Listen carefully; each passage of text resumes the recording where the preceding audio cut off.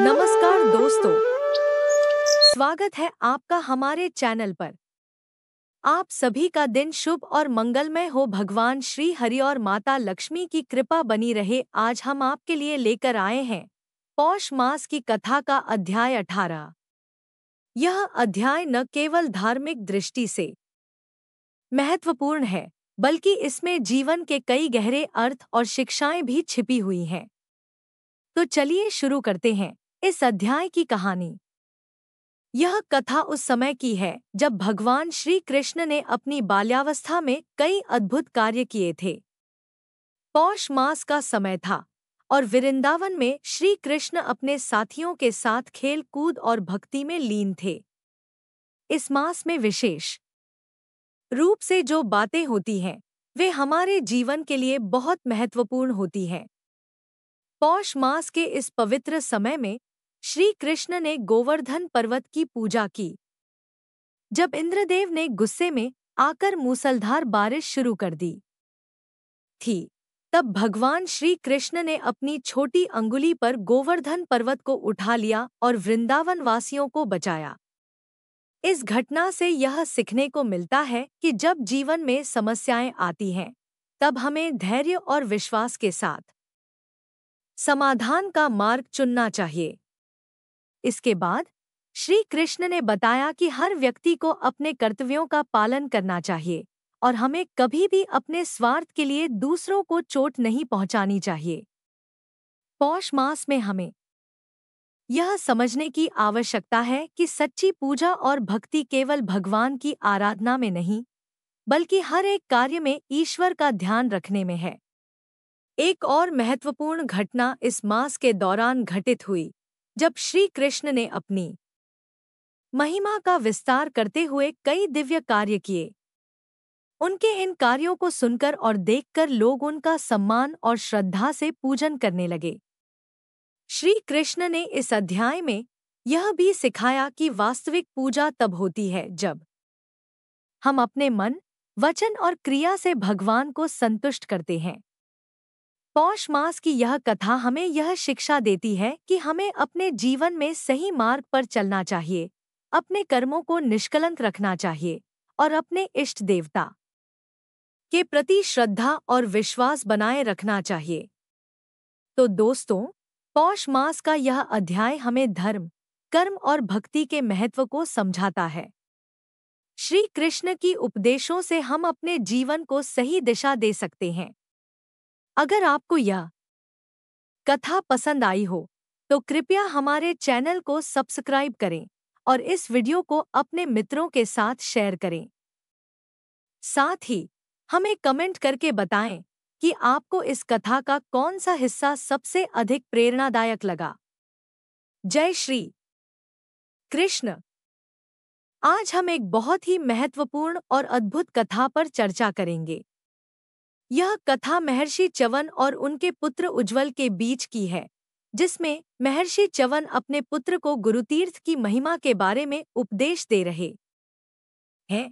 अगर आप भी इस कथा के माध्यम से गुरुतीर्थ के महत्व को जानना चाहते हैं, तो वीडियो को अंत तक जरूर देखिए। इस वीडियो में हम जानेंगे कि गुरुतीर्थ का क्या महत्व है और महर्षि च्यवन ने इसे किस प्रकार उज्ज्वल को समझाया। तो चलिए बिना समय गवाए शुरू करते हैं हमारी आज की कथा। भगवान श्री विष्णु बोले, राजन, गुरुतीर्थ बड़ा उत्तम तीर्थ है, मैं उसका वर्णन करता हूँ। गुरु के अनुग्रह से शिष्य को लौकिक आचार व्यवहार का ज्ञान होता है, विज्ञान की प्राप्ति होती है और वह मोक्ष प्राप्त कर लेता है। जैसे सूर्य संपूर्ण लोकों को प्रकाशित करते हैं, उसी प्रकार गुरु शिष्यों को उत्तम बुद्धि देकर उनके अंतर्जगत को प्रकाशपूर्ण बनाते हैं। सूर्य दिन में प्रकाश करते हैं, चंद्रमा रात में प्रकाशित होते हैं और दीपक केवल घर के भीतर उजाला करता है, परंतु गुरु अपने शिष्य के हृदय में सदा ही प्रकाश फैलाते रहते हैं। वे शिष्य के अज्ञानमय अंधकार का नाश करते हैं। अतः शिष्यों के लिए गुरु ही सबसे उत्तम तीर्थ है। यह समझकर शिष्य को उचित है कि वह सब तरह से गुरु को प्रसन्न रखे। गुरु को पुण्यमय जानकर मन, वाणी और शरीर तीनों की क्रिया से उनकी आराधना करता रहे। नृपश्रेष्ठ भार्गव वंश में उत्पन्न महर्षि च्यवन मुनियों में श्रेष्ठ थे। एक दिन उनके मन में यह विचार हुआ कि मैं इस पृथ्वी पर कब ज्ञान संपन्न होऊंगा। इस प्रकार सोचते सोचते उनके मन में यह बात आई कि मैं तीर्थयात्रा को चलूं, क्योंकि तीर्थयात्रा अभीष्ट फल को देने वाली है। ऐसा निश्चय करके वे पिता आदि को तथा पत्नी, पुत्र और धन को भी घर पर ही छोड़कर तीर्थयात्रा के प्रसंग से भूतल पर विचरने लगे। मुनीश्वर च्यवन ने नर्मदा, सरस्वती तथा गोदावरी आदि समस्त नदियों और समुद्र के तटों की यात्रा की। अन्यान्य क्षेत्रों, संपूर्ण तीर्थों तथा पुण्यमय देवताओं के स्थानों में भ्रमण किया। इस प्रकार यात्रा करते हुए वे ओंकारेश्वर तीर्थ में आए और एक बरगद की शीतल छाया में बैठकर सुखपूर्वक विश्राम करने लगे। उस वृक्ष की छाया ठंडी और थकावट को दूर करने वाली थी। मुनिश्रेष्ठ च्यवन वहां लेट गए। लेटे लेटे ही उनके कानों में पक्षियों का मनोहर शब्द सुनाई पड़ा, जो ज्ञान विज्ञान से युक्त था। उस वृक्ष के ऊपर अपनी पत्नी के साथ एक दीर्घजीवी तोता रहता था, जो कुंजल के नाम से प्रसिद्ध था। वह तोता बड़ा ज्ञानी था। उसके उज्ज्वल, समुज्ज्वल, विज्ज्वल और कपिंजल ये 4 पुत्र थे। चारों ही माता पिता के बड़े भक्त थे। वे भूख से आकुल होने पर चारा चुगने के लिए पर्वतीय कुंजों और समस्त द्वीपों में भ्रमण किया करते थे। उनका चित्त बहुत एकाग्र रहता था। संध्या के समय मुनिवर च्यवन के देखते देखते वे चारों तोते अपने पिता के सुंदर घोंसले में आए। वहां आकर उन सबने माता पिता को प्रणाम किया और उन्हें चारा निवेदन करके उनके सामने खड़े हो गए। तत्पश्चात अपने पंखों की शीतल हवा से माता पिता की सेवा करने लगे। कुंजल पक्षी अपनी पत्नी के साथ भोजन करके जब हुआ, तब पुत्रों के साथ बैठकर परम पवित्र दिव्य कथाएं कहने लगा।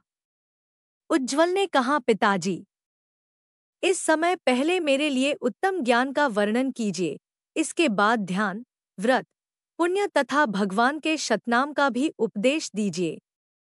कुंजल बोला, बेटा, मैं तुम्हें उस उत्तम ज्ञान का उपदेश देता हूँ जिसे किसी ने इन चर्मचक्षुओं से नहीं देखा है।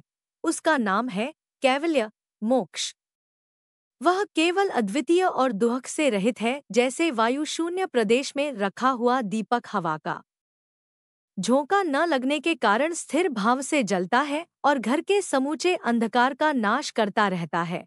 उसी प्रकार कैवल्य स्वरूप ज्ञानमय आत्मा सब दोषों से रहित और स्थिर है। उसका कोई आधार नहीं है, वही सबका आधार है। बेटा, वह आशा तृष्णा से रहित और निश्चल है। आत्मा न किसी का मित्र है न शत्रु। उसमें न शोक है, न हर्ष, न लोभ है, न मात्सर्य। वह भ्रम, प्रलाप, मोह तथा सुख-दुख से रहित है। जिस समय इंद्रियां संपूर्ण विषयों में भोग बुद्धि का त्याग कर देती हैं, उस समय सब प्रकार की आसक्तियों से रहित केवल आत्मा रह जाता है। उसे कैवल्य रूप की प्राप्ति हो जाती है। जैसे दीपक प्रज्वलित होकर जब प्रकाश फैलाता है, तब बत्ती के आधार से वह तेल को सोखता रहता है, फिर उस तेल को भी काजल के रूप में उगल देता है। महामते, दीपक स्वयं ही तेल को खींचता और अपने तेज से निर्मल बना रहता है। इसी प्रकार देहरूपी बत्ती में स्थित हुआ आत्मा कर्मरूपी तेल का शोषण करता रहता है। वह विषयों का काजल बनाकर प्रत्यक्ष दिखा देता है और जब से निर्मल होकर स्वयं ही प्रकाशित होता है। उसमें क्रोध आदि दोषों का अभाव है। क्लेश नामक वायु उसका स्पर्श नहीं करती। वह निरस्पृह और निश्चल होकर स्वयं अपने तेज से प्रकाशमान रहता है। स्वकीय स्थान पर स्थित रहकर ही अपने तेज से संपूर्ण त्रिलोकी को देखा करता है। यह आत्मा केवल ज्ञान स्वरूप है, इसी को परमात्मा कहते हैं। इस परमात्मा का ही मैंने तुमसे वर्णन किया है। अब मैं चक्रधारी भगवान श्री विष्णु के ध्यान का वर्णन आरंभ करता। वह ध्यान दो प्रकार का है, निराकार और साकार। निराकार का ध्यान केवल ज्ञान रूप से होता है, ज्ञान नेत्र से उनका दर्शन किया जाता है। योगयुक्त महात्मा तथा परमार्थ प्रायण सन्यासी उन सर्वज्ञ एवं सर्वद्रष्टा परमेश्वर का साक्षात्कार करते हैं। वत्स, वे हाथ पैर से हीन होकर भी सर्वत्र जाते और समस्त चराचर त्रिलोकी को ग्रहण करते हैं। उनके मुख और नाक नहीं है, फिर भी वे खाते और सूंघते हैं। बिना कान के ही सब कुछ श्रवण करते हैं। वे सबके साक्षी और जगत के स्वामी हैं। रूपहीन होते हुए भी 5 इंद्रियों से युक्त रूप धारण करते हैं। समस्त लोकों के प्राण हैं। चराचर जगत के जीव उनकी पूजा करते हैं। बिना जिह्वा के ही वे बोलते हैं। उनकी सब बातें वेदशास्त्रों के अनुकूल होती है। उनके त्वचा नहीं है, फिर भी वे सबके स्पर्श का अनुभव करते हैं। उनका स्वरूप सत और आनंदमय है। वे विरक्तात्मा है। उनका रूप एक है।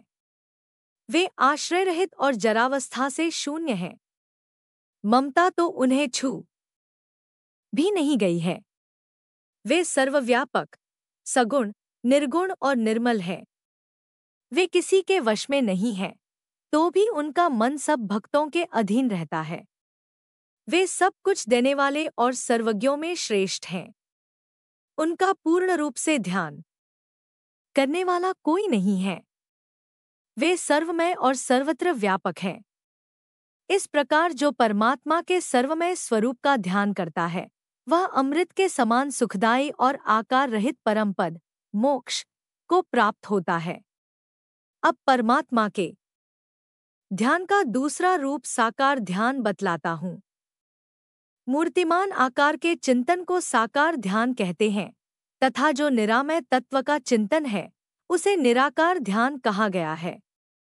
यह समस्त ब्रह्मांड, जिसकी कहीं तुलना नहीं है, भगवान की वासना से ही वासित है। भगवान में ही इसका निवास है, इसीलिए उन्हें वासुदेव कहते हैं। वर्षा के लिए उन्मुख मेघ का जैसा वर्ण होता है, वैसा ही उनका भी वर्ण है। वे सूर्य के समान तेजस्वी, चतुर्भुज और देवताओं के स्वामी हैं। उनके दाहिने हाथों में से एक में सुवर्ण और रत्नों से विभूषित शंख शोभा पा रहा है। बाएं हाथों में से एक में चक्र प्रतिष्ठित है, जिसकी तेजोमयी आकृति सूर्यमंडल के समान है। कौमोद की गदा, जो बड़े बड़े असुरों का विनाश करने वाली है, उन परमात्मा के दूसरे बाएं हाथ में सुशोभित है तथा उनके दूसरे दाहिने हाथ में सुगंधपूर्ण महान पद्म शोभा पा रहा है। इस प्रकार आयुध सहित भगवान कमलाप्ति का ध्यान करना चाहिए। शंख के समान ग्रीवा, गोल गोल मुख और पद्मपत्र समान बड़ी बड़ी आंखें अत्यंत मनोहर जान पड़ती हैं। रत्नों के समान चमकीले दांतों से भगवान ऋषिकेश की बड़ी शोभा हो रही है। उनके घुंघराले हैं, बिंबा फल के समान लाल लाल ओठ हैं तथा मस्तक पर धारण किए हुए किरीट से कमलनयन श्रीहरि अत्यंत सुशोभित हो रहे हैं। विशाल रूप, सुंदर नेत्र तथा कौस्तुभमणि से उनकी कांति बहुत बढ़ गई है। सूर्य के समान तेज से प्रकाशित होने वाले कुंडल और पुण्यमय श्रीवत्स चिह्न से श्रीहरि सदा देदीप्यमान दिखाई देते हैं। उनके श्याम विग्रह पर बाजूबंद, कंगन और मोतियों के हार नक्षत्रों के समान छवि पा रहे हैं। इनसे सुशोभित भगवान विजय विजयी पुरुषों में सर्वश्रेष्ठ जान पड़ते हैं। सोने के समान रंग वाले पीतांबर से गोविंद की सुषमा और भी बढ़ गई है। रत्नजटित मुंदरियों से सुशोभित अंगुलियों के कारण भगवान बड़े सुंदर प्रतीत होते हैं। सब प्रकार के आयुधों से पूर्ण और दिव्य आभूषणों से विभूषित श्रीहरि गरुड़ की पीठ पर विराजमान है। वे इस विश्व के सृष्टा और जगत के स्वामी हैं। जो मनुष्य इस प्रकार भगवान की मनोहर झांकी का प्रतिदिन अनन्य चित्त से ध्यान करता है, वह सब पापों से मुक्त हो अंत में भगवान श्री विष्णु के लोक को जाता है। बेटा, इस जगदीश्वर के ध्यान का यह सारा प्रकार मैंने तुम्हें बता दिया। 2 अब व्रतों के भेद बताता हूँ, जिनके द्वारा भगवान श्री विष्णु की आराधना होती है। जया, विजया, पापनाशिनी, जयंती, त्रियः स्पृशा, वंजुली, तिलगंधा, अखंडा तथा मनोरक्षा ये सब एकादशी या द्वादशियों के भेद हैं। इनके सिवा और भी बहुत सी ऐसी तिथियां हैं जिनका प्रभाव दिव्य है। अशून्य और जन्माष्टमी ये दोनों महान व्रत हैं। इन व्रतों का आचरण करने से प्राणियों के सब पाप दूर हो जाते हैं। पुत्र, अब भगवान के शतनाम स्तोत्र का वर्णन करता हूँ। यह मनुष्यों की पापराशि का नाशक और उत्तम गति प्रदान करने वाला है। विष्णु के इस शतनाम स्तोत्र के ब्रह्मा ऋषि अनुष्टुप छंद, प्रणव, ओंकार, देवता है। संपूर्ण कामनाओं की सिद्धि तथा मोक्ष के निमित्त इसका विनियोग किया जाता है।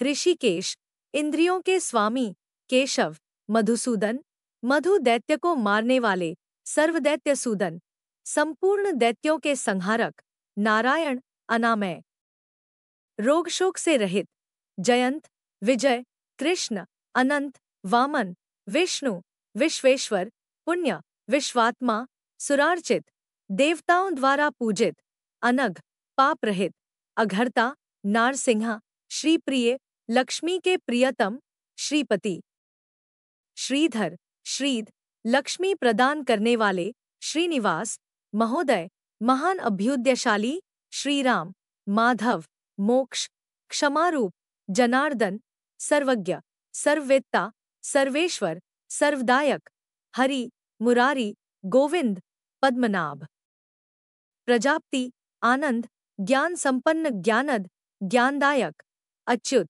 सबल, चंद्रवक्त्र, चंद्रमा के समान मनोहर मुखवाले, व्याप्त प्रावर, कार्य कारण रूप संपूर्ण जगत में व्याप्त, योगेश्वर, जगद्योनि, जगत की उत्पत्ति के स्थान, ब्रह्मरूप, महेश्वर, मुकुंद, वैकुंठ, एकरूप, कवि, ध्रुव, वासुदेव, महादेव, गोप्रिय, ब्राह्मण प्रिय, गोहित, यज्ञ, ब्रह्मण्य, यज्ञांग, यज्ञवर्धन, यज्ञों का विस्तार करने वाले, यज्ञ, भोक्ता, वेद वेदांग पारग, वेदज्ञ, वेदरूप, विद्यावास, सुरेश्वर, प्रत्यक्ष, महाहंस, शंखपाणि, पुरातन, पुष्कर, पुष्कराक्ष, वाराह, धरणीधर, प्रद्युम्न, कामपाल, व्यासध्यात, व्यासजी के द्वारा चिंतित, महेश्वर, महान ईश्वर, सर्वसौख्य, महासौख्य, सांख्य, पुरुषोत्तम, योग रूप, महाज्ञान, योगीश्वर, अजित, प्रिय, असुरारी, लोकनाथ, पद्महस्त, गदाधर, गुहावास, सर्ववास, पुण्यवास, महाजन, वृंदानाथ, बृहत्काय, पावन, पापनाशन, गोपीनाथ, गोपसख, गोपाल, गोगणाश्रय, परात्मा, पराधीश, कपिल तथा कार्यमानुष, संसार का उद्धार करने के लिए मानव शरीर धारण करने वाले आदि नामों से प्रसिद्ध सर्वस्वरूप परमेश्वर को मैं प्रतिदिन मन, वाणी तथा क्रिया द्वारा नमस्कार करता हूँ। जो पुण्यात्मा पुरुष शतनाम स्तोत्र पढ़कर स्थिर चित्त से भगवान श्री कृष्ण की स्तुति करता है, वह संपूर्ण दोषों का त्याग करके इस लोक में पुण्य स्वरूप हो जाता है तथा अंत में वह भगवान मधुसूदन के लोक को प्राप्त होता है। यह शतनाम स्तोत्र महान पुण्य का जनक और समस्त पातकों की शुद्धि करने वाला है। मनुष्य को ध्यानयुक्त होकर अनन्य चित्त से इसका जप और चिंतन करना चाहिए। प्रतिदिन इसका जप करने वाले पुरुष को नित्य प्रति गंगा स्नान का फल मिलता है। इसलिए सुस्थिर और एकाग्र चित्त होकर इसका जप करना उचित है। सुख की इच्छा रखने वाले पुरुष को चाहिए कि जहाँ शालग्राम की शिला तथा द्वारका की शिला, गोमती चक्र हों, उन दोनों शिलाओं के समीप पूर्वोक्त स्तोत्र का जप करे। ऐसा करने से वह संसार में नाना प्रकार के सुख भोग कर अंत में अपने सहित 101 पीढ़ी का उद्धार कर देता है। जो कार्तिक में प्रतिदिन प्रातः स्नान करके मधुसूदन की पूजा करता और भगवान के सामने शतनाम स्तोत्र को पढ़ता है, वह परमति को प्राप्त होता है। बेटा, माघ स्नान करने वाला पुरुष यदि भगवान की पूजा करके उनका ध्यान करता और इस स्तोत्र का जप अथवा श्रवण करता है तो वह मदिरापान आदि से होने वाले पापों का भी त्याग करके परमपद को प्राप्त होता है। बिना किसी विघ्न के उसे विष्णुपद की प्राप्ति हो जाती है। जो मनुष्य श्राद्ध काल में भोजन करने वाले ब्राह्मणों के सामने इस पापनाशक शतनाम स्तोत्र का पाठ करता है, उसके पितर संतुष्ट होकर परमति को प्राप्त होते हैं। यह स्तोत्र सुख तथा मोक्ष प्रदान करने वाला है। निश्चय ही इसका जप करना चाहिए। जप करता मनुष्य भगवान श्री विष्णु की कृपा से पूर्ण सिद्ध हो जाता है, उसे सब प्रकार की सिद्धियां प्राप्त हो जाती हैं। दोस्तों, आज की कथा से हमें यह महत्वपूर्ण शिक्षा मिलती है कि गुरुतीर्थ वह स्थान है जहां गुरु का आशीर्वाद और उनकी शिक्षा से जीवन में सही मार्गदर्शन मिलता है। महर्षि च्यवन ने अपने पुत्र उज्ज्वल को यह समझाया कि गुरु का मार्गदर्शन और उनके आशीर्वाद से जीवन के सभी कष्ट और बाधाएं दूर होती हैं। गुरुतीर्थ का सम्मान और वहां जाने से हमें न केवल शारीरिक बल्कि मानसिक और आत्मिक शांति भी प्राप्त होती है। यह कथा हमें यह सिखाती है कि गुरु की महिमा अपरंपार है और गुरु के मार्गदर्शन से जीवन में हर समस्या का समाधान मिल सकता है। यदि हम अपने जीवन में गुरु के आशीर्वाद को सच्चे दिल से अपनाएं, तो जीवन में हर कदम सफलता की ओर बढ़ता है। अगर आपको यह कथा पसंद आई हो, तो कृपया इस वीडियो को लाइक करें और हमारे चैनल को सब्सक्राइब करें, ताकि आप ऐसी और भी ज्ञानवर्धक और प्रेरणादायक कथाएं देख सकें। आप हमें नीचे कमेंट में यह जरूर बताएं कि आपको इस कथा से क्या शिक्षा मिली। धन्यवाद। और अगली बार फिर से एक नई कथा के साथ हम आपके पास आएंगे। तब तक के लिए जय गुरुजी।